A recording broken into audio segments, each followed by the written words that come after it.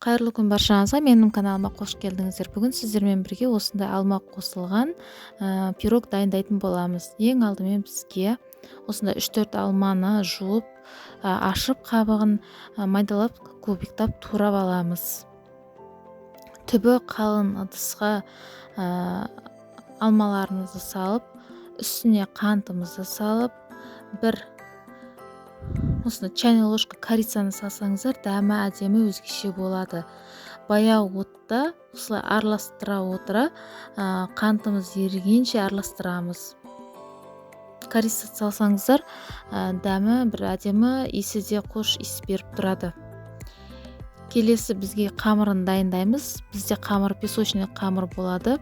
Ол үшін бір жұмыртқаны, осында қантымызды жақсылап араластырамыз. Қанты ерігенше барлық ингредиенттерді граммовкасын описанияда қалдырамын. Сосын бөлме температурасында тұрған сары майымызды саламыз. Оны да жақсылап араластырамыз. Сосын қаймағымызды саламыз.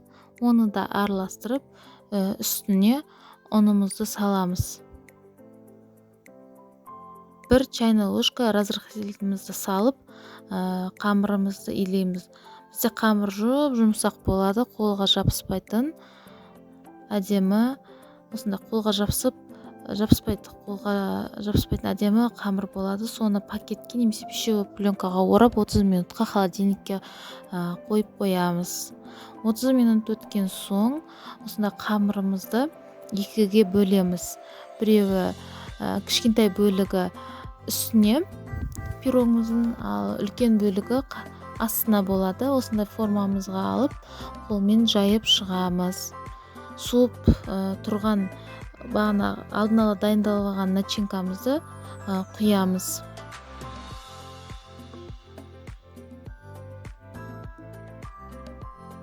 Сосын кішкентай бөлігін қолымызбен үгітіп бетіне себелеп шығамыз. Сосын қызып тұрған пеште 180 градусты беті қызарғанша пісіреміз.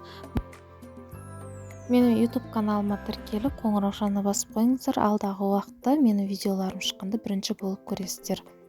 Назарларыңызға рахмет.